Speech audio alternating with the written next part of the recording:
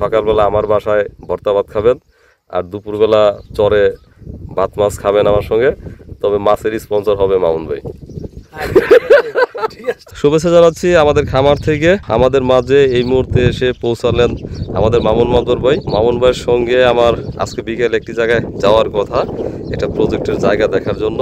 যদি ব্যাটে বলে মিলে তাহলে আমরা হয়তো আরেকটা বড় প্রজেক্টের দিকে যাচ্ছি। মামুন ভাই, আপনি তো টাইম মেনটেন করে আসছেন, আমি তো ভাবলাম যে আপনি মনে হয় ভুলে গেছেন এক জায়গায় যাওয়ার কথা।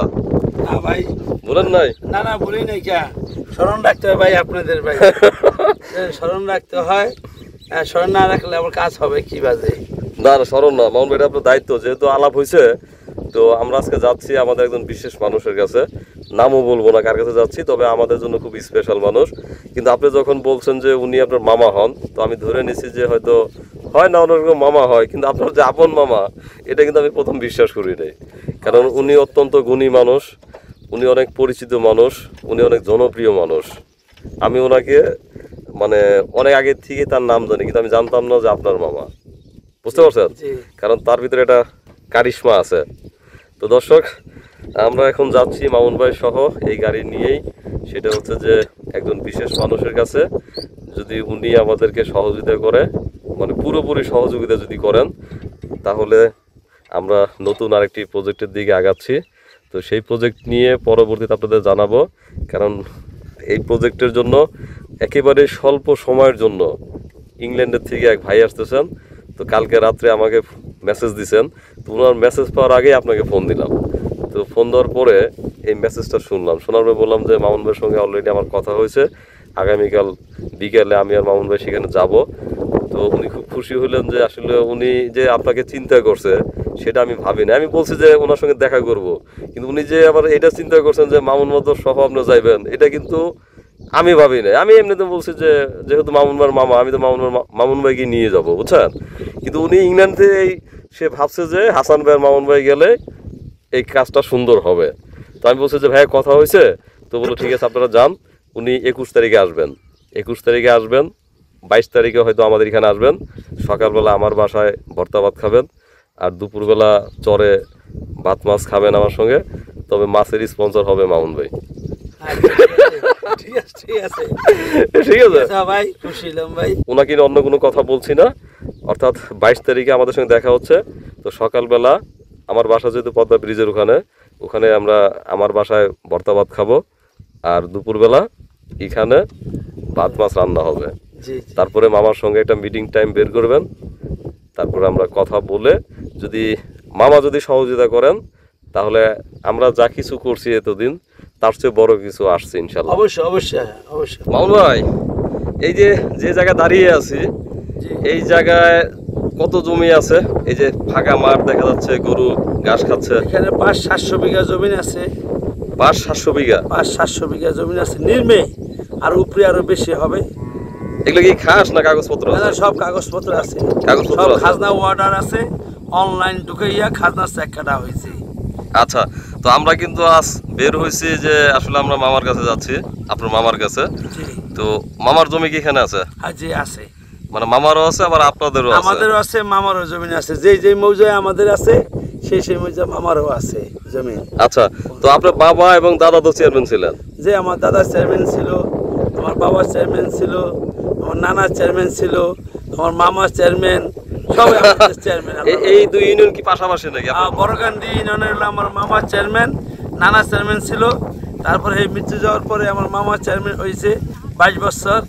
তারপরে আমরা পালেশ্বরের চেয়ারম্যান বহুদিন, আমার দাদা চেয়ারম্যান ছিল পালেশ্বরের, আমার আব্বা ছিল পালেশ্বরের চেয়ারম্যান, আমরা সবাই চেয়ারম্যান। তাহলে মোট কথা হচ্ছে যে এইখানে যে শত শত বিঘা জমি দেখছি, এই জমিগুলো কিন্তু এর আগে আমি দেখিনি। আজই প্রথম এই বাড়ি হয়ে এদিকে আমি প্রথম আসলাম।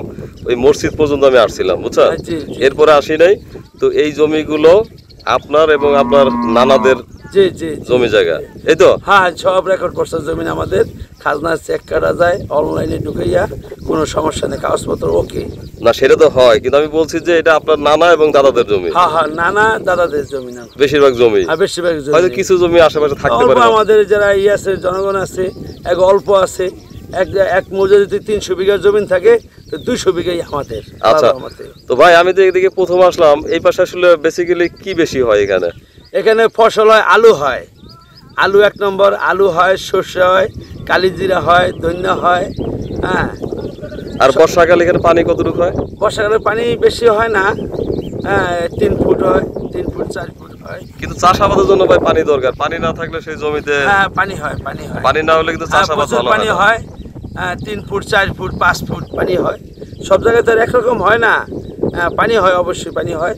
আর এবার এখানে কি রোপণ করছিল, কারা রোপণ করছিলেন? এখানে রোপণ করছিলাম আমরা আলু, আলু চাষ করছিলাম, প্রচুর আলু হয়েছে। এই বিক্রমপুরের ভাই ব্রাদার? হ্যাঁ, বিক্রমপুরের ভাই বেড়াতে আসছিল, হেরা হলো আলু, আলু করছে, তারপর সরিষা করছে, তারপর কালিজিরা করছে, হ্যাঁ, তারপর তিল করছে, ইত্যাদি সব ফসল যা আপনি করতে চান সব ফসলই হয় ইনশাআল্লাহ।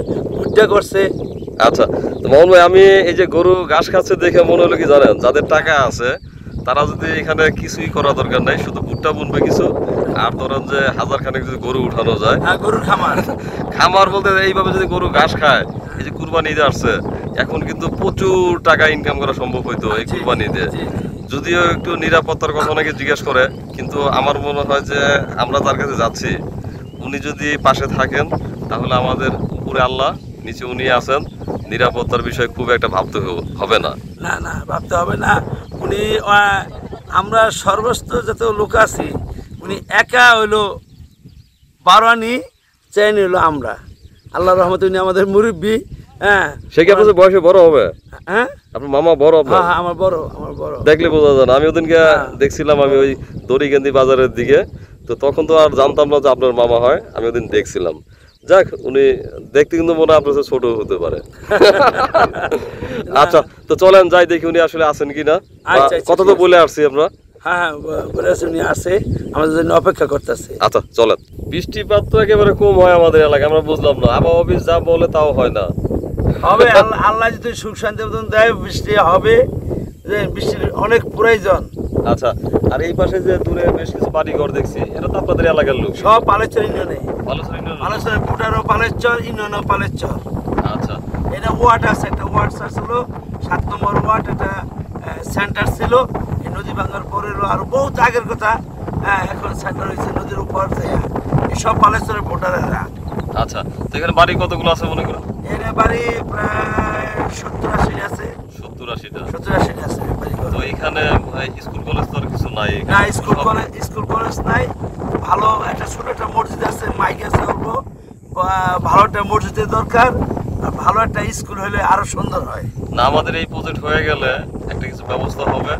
আর আমরা এবার আপনি সহ আমরা এখানে এবার এই ভাই আসলে সবার এনে পয়সা এবার ঈদের ভিতরে ইনশাল্লাহ আমরা কিছু একটা চিন্তা করছি আর কি, যে আমরা সবাই মিলে যেন একসঙ্গে একটু মিষ্টি করতে পারি বা সামথিং কিছু একটা যেন করতে পারি আর কি।